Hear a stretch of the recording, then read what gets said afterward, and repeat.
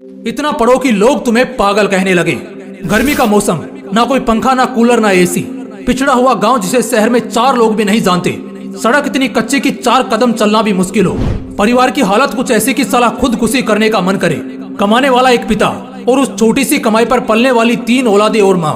रात ढल रही थी। पूरा गांव एकदम गर्मी से परेशान, इस करवट से उस करवट, बस करवटें बदलकर अपनी नींद पूरी कर रहा था। लाइट्स तो छोड़ो, एक मोमबत्ती का होना भी मुश्किल था। लेकिन तभी उसी गांव के एक झोंपड़े के मकान में एक छोटी सी लालटेन जल रही थी, जिससे कुछ 3 मीटर दूर एक जवान लड़का पसीने से भीगा हुआ अपनी किताबों को रटे जा रहा था। वो पसीने से पूरा भीग चुका था। ऐसा लग रहा था उसने पसीने से नहा लिया हो। लेकिन फिर भी उसको देखकर जरा सा भी ऐसा नहीं लग रहा था कि उसको गर्मी लग रही है या अंधेरा और पसीना उसे परेशान कर रहा है। वो बस पढ़ते जा रहा था। वो किताबों में कुछ इस कदर खोया था कि उसे बस पढ़ना ही समझ आ रहा था। उसे आग के गोले जैसी गर्मी और पसीने से कोई फर्क नहीं पड़ रहा था। रात के 12 बजे, फिर 1, फिर 2 और अब 3 बज चुके थे। ना जाने वो लड़का कब से पढ़ने बैठा था, लेकिन अब तक पढ़ रहा था। तभी अचानक पूरे कमरे में अंधेरा छा जाता है। एकदम से गुफ अंधेरा पूरे कमरे को अपनी चपेट में ले लेता है। दरअसल वो लालटेन अब बुझ चुकी थी। उस लड़के के मन में क्या चल रहा होगा उस वक्त, क्या आप बता सकते हो? उस वक्त उस लड़के के जुबान से जो बात निकली ना, कसम से मजा आ जाएगा। वो लड़का बोला, उफ यार, काश थोड़ा और पढ़ लेता। अब बताओ, क्या तुम में से कोई इतना पागल है पढ़ने को? उस लड़के को सब उस गांव में पागल कहते थे। गांव वालों से पता चला कि वो लड़का कब पढ़ने बैठता था, लेकिन कब तक पढ़ता रहेगा कोई नहीं बता सकता था। बल्कि उसको खुद भी याद नहीं रहता था कि वो कितनी देर से पढ़ रहा है। हाँ, मानता हूँ ऐसे किस्से बड़े कम ही सुनने और देखने को मिलते हैं, लेकिन जब भी मिलते हैं कसम से दिल में आग लगा देते हैं। इतना पढ़ने वाला लड़का पता है आगे क्या करता है?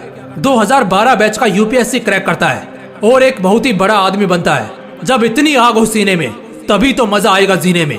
मैं कहता हूँ उस हालात से लड़कर, संघर्षों से भिड़कर जब एक गरीब और अनाथ लड़का बड़े सपनों को पूरा कर सकता है, तो फिर तुम क्यों नहीं? अगर दिल में आग लगी हो ना, तो एग्जाम फॉर्म के वो 500 रुपए तुम्हें नहीं रोकने वाले। उन गरीब लड़कों के पास फॉर्म भरने तक के पैसे नहीं होते हैं, लेकिन दिल में आग होती है और वही आग उन्हें ताज दिलवाती है। पढ़ाई भागने के लिए नहीं बनी, पढ़ने के लिए बनी है। पढ़ाई करने के लिए बनी है। अगर 2 साल भी खुद को दे दिए ना, जहाँ तुम्हारे लिए दिन रात, सुबह शाम, अंधेरा उजाला कुछ मायने नहीं रखेगा।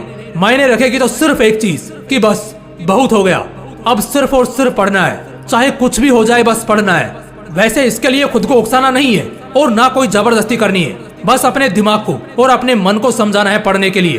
पढ़ना है तो सिर्फ इसलिए क्योंकि ये मेरा हक है, मेरा गर्व है। कल मेरा हथियार बनेगा और इसी से मेरा कल चमकेगा।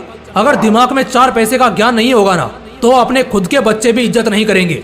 अगर आज पढ़ा नहीं तो कल खेत खलियान सब बिक जाएंगे और भूखे पेट जिंदगी काटना बहुत मुश्किल है। बार बार कह रहा हूँ, सब छोड़ दो, सब बातों को भुला दो। दिलो दिमाग में बस एक बात साफ रखो, अब मजा करना है पढ़ते वक्त। इतना पढ़ना है कि साला लोगों को लगने लगे कि कहीं पागल तो नहीं हो गया ये।